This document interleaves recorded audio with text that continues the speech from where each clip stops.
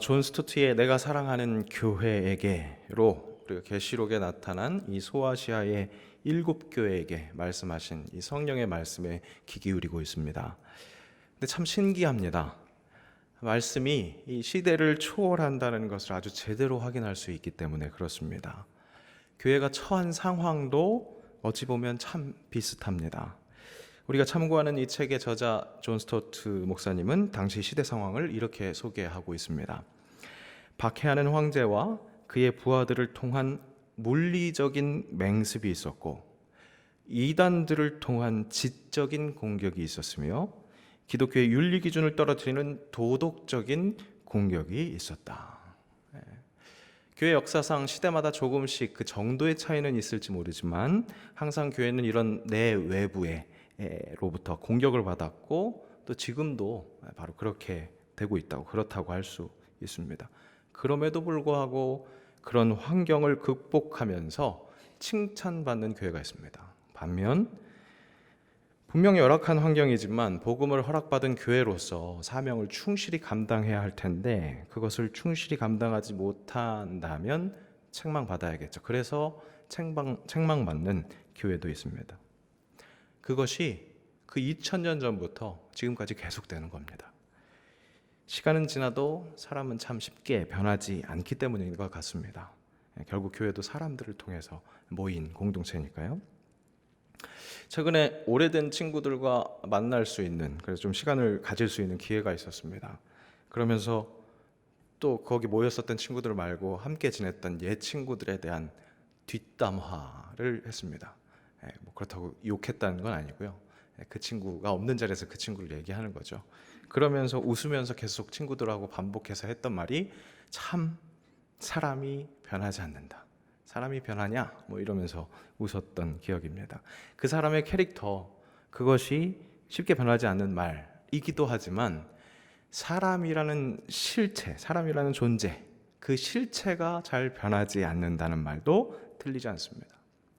사람, 하나님이 만드셨습니다. 그렇기에 사람은 하나님이 만드셨기에 자유의지가 허락되었지만 그 자유의지를 갖고 사랑이신 하나님을 선택해야 합니다. 그래야 살 수 있는 거죠. 하지만 자꾸 그러지 못하는 본성, 그 죄성, 성품을 가지고 있습니다. 그렇기에 하나님께서는 스스로 죽기까지 복종하는 방법을 선택하셨습니다. 그렇게 사랑하셨습니다. 사람을 제대로 긍휼히 여기신 겁니다.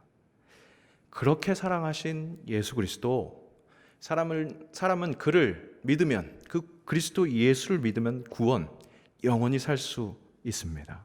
하나님은 그렇게 자신의 백성들을 그리스도를 통해 구원하십니다.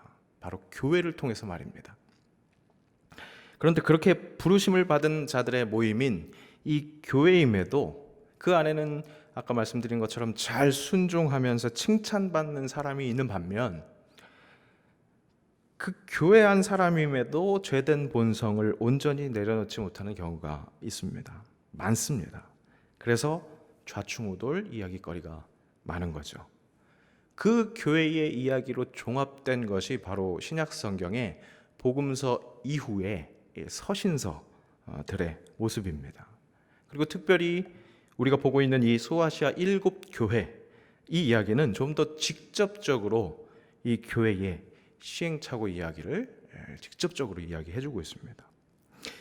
그렇게 이것을 본문 삼아 존 스토트 목사님이 쓰신 이 내가 사랑하는 교회에게, 이것은 우리에게 가치가 있습니다. 바로 우리 연동교회에게, 2000년 내려온 그 교회 역사 속에 있는 우리 연동교회에게 주는 메시지이기 때문에 그렇습니다. 이 말을 저자는 이렇게 표현합니다. 요한계시록에 담긴 의미가 행여 그 시대에만 국한된다고 생각해서는 안 된다. 예컨대 고린도와 데살로니가에 보낸 바울의 편지가 고린도와 데살로니가의 교인들에게만 아니라 런던과 뉴욕과 카이로의 우리에게도 하나님의 말씀을 전해주는 것과 마찬가지로 1세기의 요한을 통해 소아시아의 기독교 공동체들에 주신 예수님의 편지들도 영원한 가치와 보편적인 메시지를 지닌다. 그렇게 말합니다. 오늘 보는 4대 교회에게 허락하신 하나님의 말씀을 우리 연동교회에 주신 말씀으로 아멘하며 받아 먹으시기를 축복합니다. 네. 오늘 4대 교회를 통해 보는 키워드, 그것은 제목에서 확인하시는 것처럼 실체입니다. 하나님이 창조하신 사람이라는 존재의 실체에 대한 이야기라고 그렇게 할 수도 있겠습니다. 사람은 영과 육이 있는 그런 영적인 존재입니다. 보이는 부분과 보이지 않는 부분이 있습니다. 얼마 전에 우리 원로 목사님께서 말씀 전해주신 것처럼 보이는 것과 보이지 않는 것이 우리 사람 안에도 있다는 거죠. 저자는 이를 이렇게 표현하는 것을 볼 수 있습니다. 외적인 모양과 내적인 실체. 고개가 끄덕여지십니까? 무슨 말인지 잘 이해가 되십니까? 즉 인간이라는 존재의 실체는 보이지 않는 내적인 것이 실체다. 그렇게 이야기하는 겁니다. 충분히 긍정이 되시는지 모르겠는데 저는 이 표현에 오해가 있을 수 있겠다 싶어서 좀 수정을 가하려고 합니다. 이것은 후에 다시 이야기하기로 하고요. 하여튼 4대 교회를 향해 경계하시는 것, 그것은 겉으로 보이는 것에 머물러서 겉모습이 번지르르한, 그렇게 겉모습만 번지르르한 것을 지적하는 겁니다. 사람은 보는 것에 많은 영향을 받습니다. 그렇지만 분명 그것이 다가 아니죠. 그래서 저자도 이렇게 탄식하면서 시작합니다. 그러나 겉모습은 얼마나 교묘하게 사람을 속이는가. 개인적으로 말씀을 준비하면서 책을 읽으면서 묵상하면서 이 탄식이 계속해서 반복되더라고요. 제 속 안에서 반복되는 것을 느낄 수 있었습니다. 그러면서 이 4대 교회를 이렇게 평가합니다. 그들의 행위는 반복적인 의무였을 뿐 하나님의 목표나 규범을 이행하는 것과는 거리가 멀었다. 4대가 얻은 이름은 인간들에게서 얻은 것이지 하나님께 얻은 것이 아니었다. 바로 이런 주장, 저자의 이런 주장의 근거는 다름 아닌 본문 2절의 말씀입니다. 이 말씀을 함께 읽어보겠습니다. 내 하나님 앞에 내 행위에 온전한 것을 찾지 못하였노니 내가 살았다 하는 이름은 가졌으나 죽은 자로다. 그러니까 눈에 보이는 행위는 있었던 것 같습니다. 그야말로 보이는 것이 또 확실하게 보인 겁니다. 그리고 이 확실히 보이는 이 4대 교회의 행위는 살았다 하는 이름, 이런 이름 굉장한 이름이죠. 살았다 하는 이름을 가질 만큼 확실히 보암직했을, 즉 사람들에게 인정받을 정도의 의리의리한 모습이었던 것 같습니다. 하지만 오늘 말씀은 그것이 분명히 살아있다 하는 이름을 가질 만큼 그렇게 의리의리하지만 그렇지만 온전하지 못했다고 지적합니다. 드러나는 부분은 그럴싸했는데 드러나지 않은 부분이 채워지지 않았다. 그런 이야기일 겁니다. 자, 그렇다면 드러나지 않는 부분, 그것은 어떤 것일까? 오늘 어떻게 보면 조금 굉장히 보이는 것, 보이지 않는 것, 형이 이상학적인 얘기들을 하기 때문에 집중하지 않으시면, 집중하다가도 졸릴 수 있는데 집중하지 않으시면 힘들 수 있습니다. 제가 한 토시 한 토시를 좀 집중해서 들어보시면 좋을 것 같습니다. 한 인격체 안에 드러나는 부분이 있죠. 그죠? 드러나는 부분이 있습니다. 그런데 드러날 부분인데 숨겨져 있는 부분이 있습니다. 이런 거를 생각하다 보니까 이면이라는 단어가 떠올랐습니다. 그래서 국어사전을 한번 찾아봤어요. 그런데 제가 생각했었던 그 이면이 아니더라고요. 달을 이자를 쓰는 면이 아니라 속 리자를 쓰는 이면이었습니다. 그러니까 물체의 뒤쪽 면 혹은 겉으로 드러나지 않는, 그러니까 속에 있는, 눈에 보이지 않는 부분이라는 거죠. 그러니까 이면이라는 말로 표현되는 사람의 보이지 않는 면은 그야말로 속에 있는 것이라는 것이죠. 그런 부분을 이야기하는 겁니다. 하지만 사람은 그렇잖아요. 잘 생각해 보세요. 우리가 여기서는 드러나는 부분이 있습니다.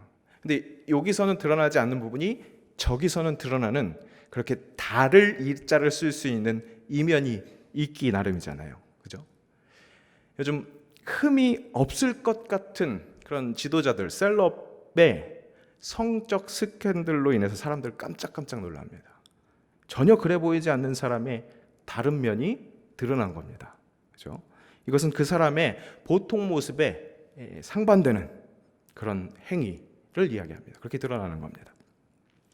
이런 것을 우리 신앙생활에 한번 대입해 본다면 예배당에서 거룩하게, 지금 여러분들처럼 거룩하게 예배드리는 모습이 있는 반면 다른 이면에는 그야말로 집에서는, 직장에서는, 삶의 자리에서는 죄송합니다, 개차반 이라고 표현해도 될 만한 세상 사람들과 구별되지 않는 그런 모습을 살아가고 있는 다른 모습, 그것을 지적하는 것이라고 할 수도 있겠습니다. 이런 이면, 즉 다른 쪽으로 드러나는 그 행위로 인해서 온전하지 못한 행위를, 오늘 본문이 그것을 지적하는 것이라면 우리 신앙생활에 있어서 이렇게 거룩하게 예배하는 것만큼이나 삶의 예배, 삶의 자리에서도 그 거룩성이 따라와야 한다는 그런 말씀으로 받아 먹으면 되겠습니다. 또 다른 보이지 않는 모습, 원래 이면, 그러니까 속리자를 쓰는 그 이면, 그 단어로 생각하자면 우리가 거룩하게 구별하여 지켜드리는 이 예배에서 우리가 하는 행위들이 있잖아요. 일어났다 앉았다가 손을 모으고 눈을 감는 이런 겉모습을 하고 있을 때 그런 겉모습에 함께 해야 하는 눈에 보이지 않는 그 영의 상태, 그것이 함께 채워져야 한다는 그런 이야기가 됩니다. 그러니까 그 보이지 않는 것에 집중해야 된다는 얘기가 된다는 거죠. 오늘 4대 이야기도 사실은 그렇게 받아들일 수 있습니다. 그런데 제가 말씀을 계속 묵상하다 보니까 오늘 강조드리고 싶은 것이 보이지 않는 그 영의 상태가 채워지는 것, 거기에 집중하기 위해서 보이는 것은 다 쓸데없어, 그것을 애써 치워버릴 필요는 없다는 것, 그것을 좀 역설하고 싶었습니다. 오히려 보이지 않는 그 영혼의 충실함, 그 이면, 충실함을 만들어 놓는 그 형식, 그 형식의 목적을 뚜렷하게 알고, 그래서 제대로 알고 제대로 행위해야 한다는 겁니다. 예배 안에 행위들로 가득 찬, 우리 예배 안에 아무것도 안 하는 것 같지만 사실은 엄청난 행위들이 있습니다. 그 행위들로 가득 찬 각각의 예배 순서들의 의미를 제대로 알고 있는 것, 그래서 중요합니다. 잘 알고 잘 해야 합니다. 형식에 갇히기 때문에 형식을 버리는 그런 실수에 빠지지 말아야 한다는 겁니다. 그래서 그런지 저자 목사님도 이런 이야기를 덧붙이는 것을 볼 수 있습니다. 예배에 관한 이야기를 이렇게 덧붙입니다. 전례 규정에 따른 예배든 자유분방한 예배든 의식 중심의 천주교 예배든 간소한 개신교 예배든 상관없다. 어느 경우든 똑같이 실체가 빠져 있을 수 있다. 그렇게 이야기합니다. 그러니까 모양이 있고 없고의 문제가 아니라, 모양이 있기 때문에 사람은 모양만 보기 때문에 모양을 버리자가 아니라 그 어떤 모양이든 간에 그 실체가 빠져 있을 수 있다. 그 실체에 집중해야 된다라고 이야기합니다. 그 실체는 결국 그 보이지 않는 것을 포함하는 것이 되는 거죠. 개인적으로 생각으로는 형식이 없는 것이 오히려 뜬구름 잡는 이야기가 될 수 있습니다. 감이 될 수 있습니다. 느낌적인 느낌이 될 수 있습니다. 그런 위험이 있을 수 있습니다. 인간은 왜 그러냐면, 인간은 보이지 않는 것을 추구하기 위해서, 그것을 이해하기 위해서 보이는 것이 필요한 존재이기 때문에 그렇습니다. 무슨 말인지 이해되실까요? 하나님이 자기 형상대로 지으셨습니다. 영적인 존재입니다. 그 영적인 존재가 어떻게 만들어졌냐면 흙으로 지으셨습니다. 이것이 인간의 실체입니다.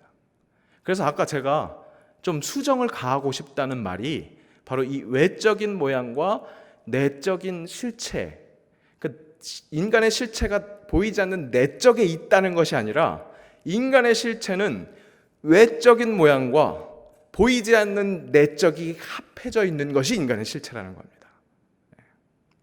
그렇게 고치고 싶다는 겁니다. 외적인 모양과 내적인 것의 결합이 실체다.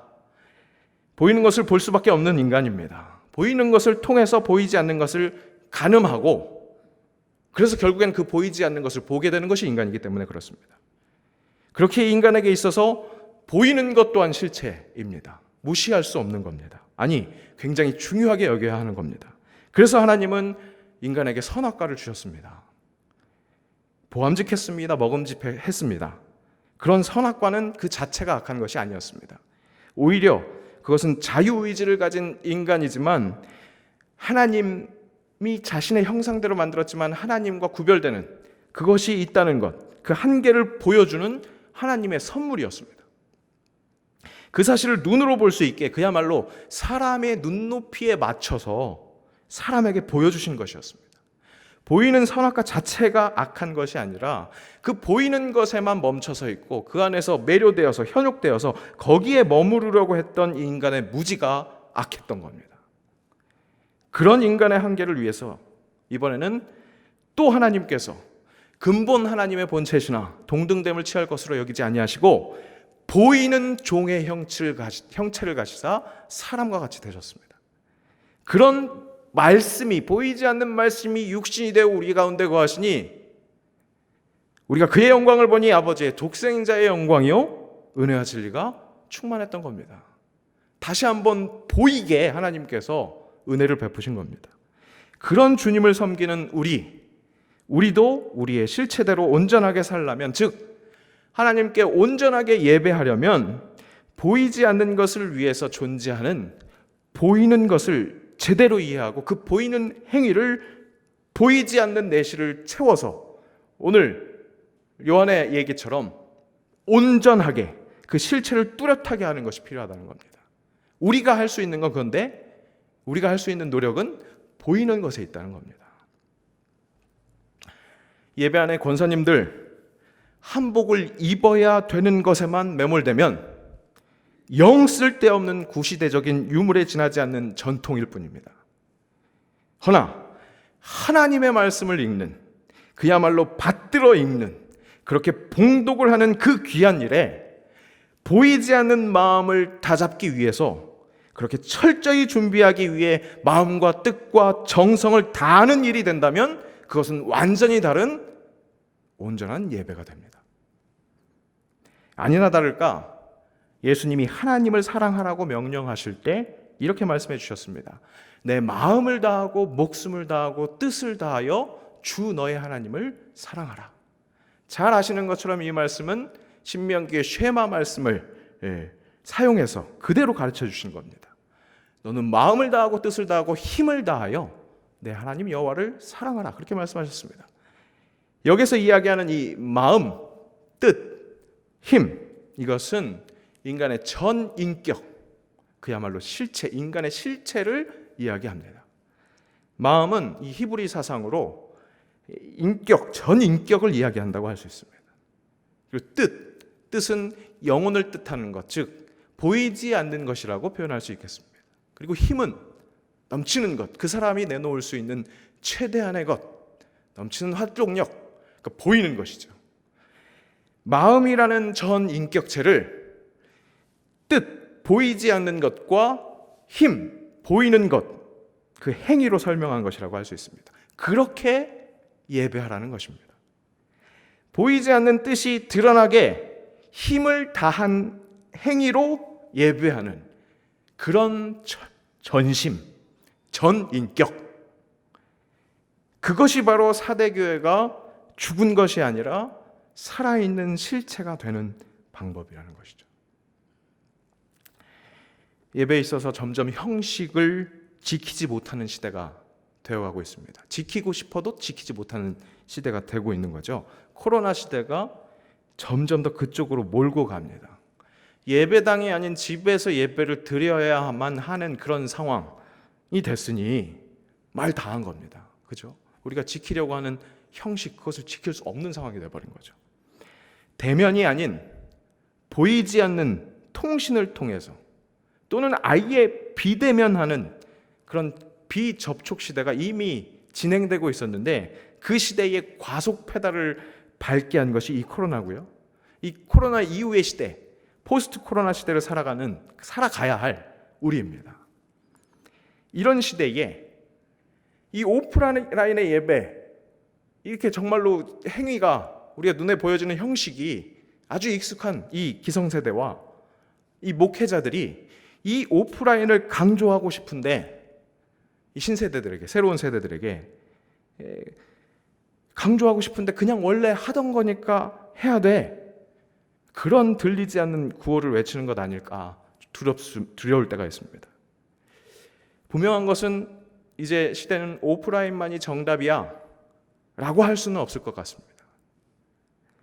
다만 분명히 오프라인, 대면의 가치를 강조할 수 있는 근거는 우리 인간의 실체가 보이는 것과 보이지 않는 것, 그것을 다 갖춘 존재라는 겁니다. 그럴 때 온전하다는 사실입니다. 육체를 벗어나지 못하는 존재가 인간입니다. 보고 만지고 느껴야 성이 차는 존재입니다. 더군다나 인격적인 관계에서는 그런 전인격적인 소통, 눈에 보이는 행위, 보이지 않는 것을 포함한 그 행위가 꼭 필요하다는 겁니다.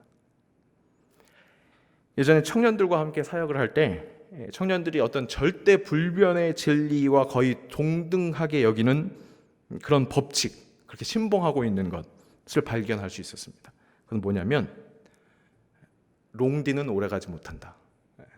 무슨 말인지 전혀 못 알아듣고 계십니다. long distance, 먼 거리 연애는 하는 게 아니다. 그렇게 얘기하는 겁니다. 아무래도 외국에 있는 청년들이다 보니까 이것이 굉장히 민감하게 다가오는 거예요. 많이 실패의 경험들이 있었던 거죠. 정말 사랑하면요, 화상으로 백날 통화해도 성에 차지 않습니다. 당장은 견딜 수 있을지 몰라도 삶의 정황이 이렇게 거리가 있으면, 그렇게 다르면 점점 공통 관심사도 없어지고 대화거리가 줄어듭니다. 함께 숨쉬고 쉴 물을 보고 서로 만지고 하지 않으면 마음도 멀어집니다. 인간이 육을 입고 있기 때문에 그렇습니다. 예배 안에 당연히 해오던 형식들이 생략되는 이 환경 속에서 본질에 대해서 생각해 볼 수 있고, 내가 진정으로 예배드리고 있었는가, 이런 것을 돌아볼 수 있는 이런 상황입니다. 청년 얘기했으니까 이게 현타가 온다고 그래요. 현실적인 이 감각이 자각하는 타임, 이 시간이 온다고. 우리가 지금 보내고 있는 시간이 바로 그런 시간이라고 할 수 있겠습니다. 그런데 바로 이럴 때 형식을 다 벗어 던지는 기회로 삼는 것이 아니라, 형식도 참 우리에게, 겉으로 드러나는 그런 모습들도 우리에게 참 소중한 것이었거나 참 소중한 양식이었다는 것을 느낄 수 있었으면 좋겠습니다. 겉만 번지르한 것을 벗어나기 위해 겉을 포기하는 것이 아니라 속을 제대로 표현하는 그 겉모양이 될 수 있기를 바라야 하겠습니다. 정말 맛있는 음식을 예쁘게 담는 그릇, 같은 값이면 다홍치마, 그렇게 이야기하지 않습니까? 예배하는 우리에게 다홍치마, 그런 형식, 보이는 행위, 그런 힘, 정성이 있어서 예배하는 우리의 실체가 온전해지면 좋겠습니다.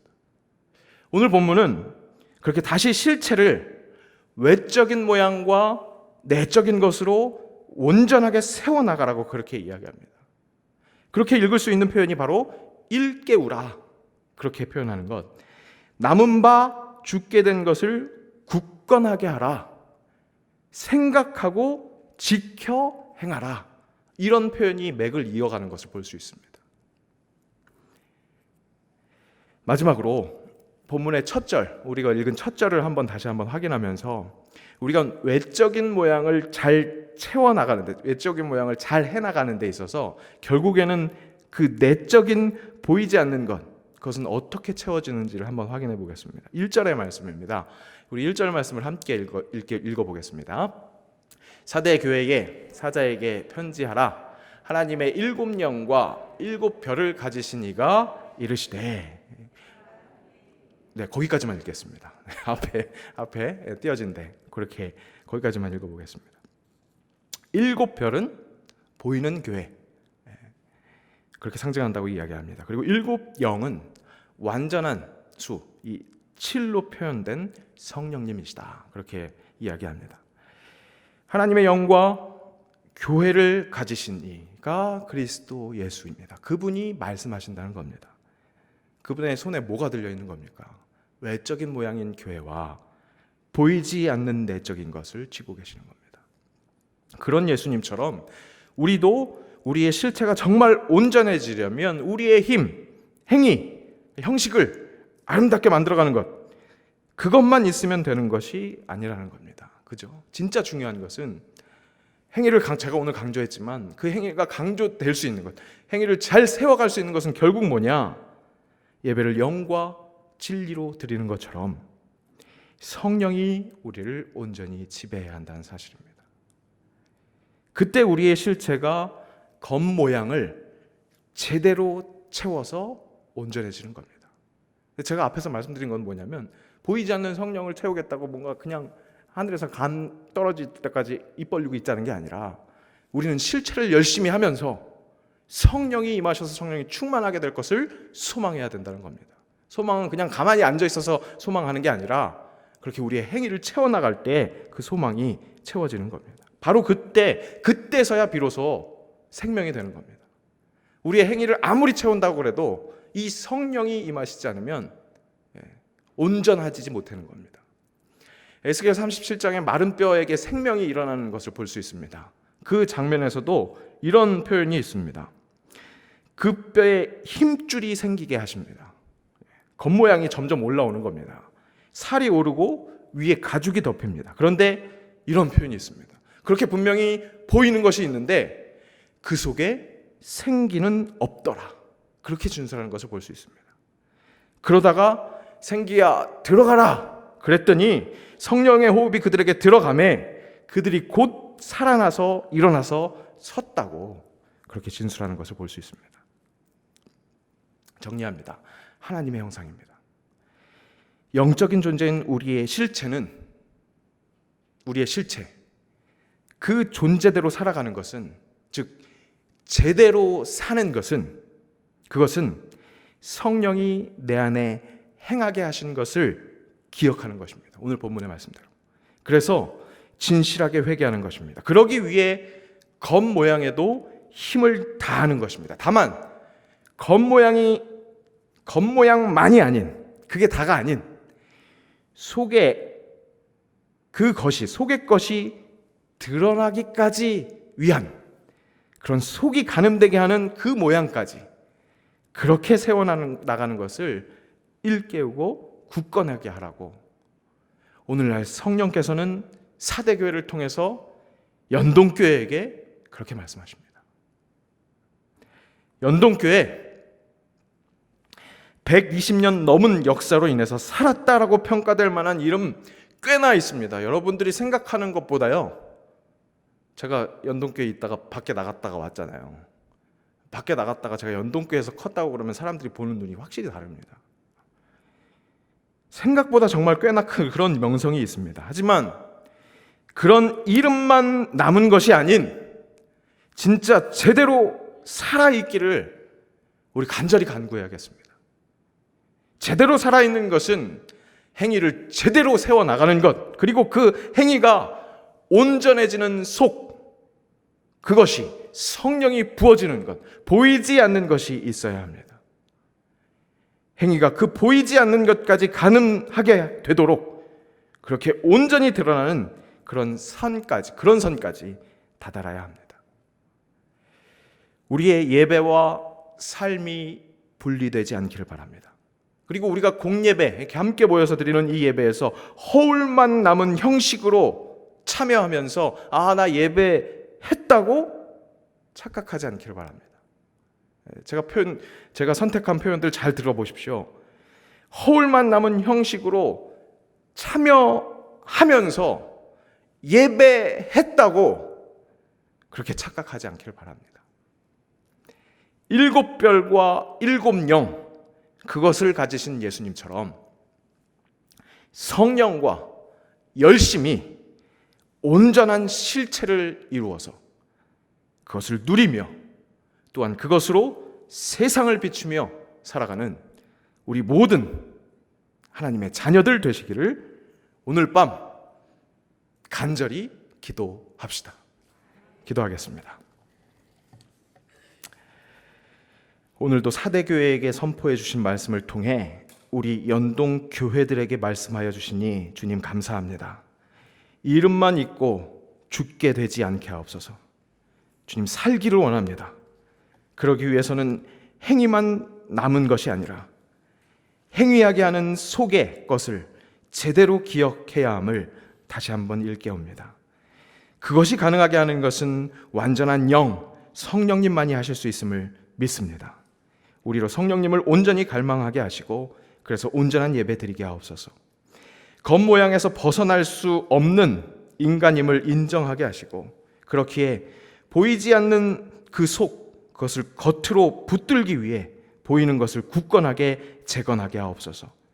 형식에 멈추지 않게 하시고 형식 너머에 실존하는 것을 꼭 탑재하여서 제대로 된 실체를 바라는, 그래서 많은 사람을 옳은 대로 돌아오게 하는 별과 같이 그리스도와 함께 영원토록 빛나게 하옵소서.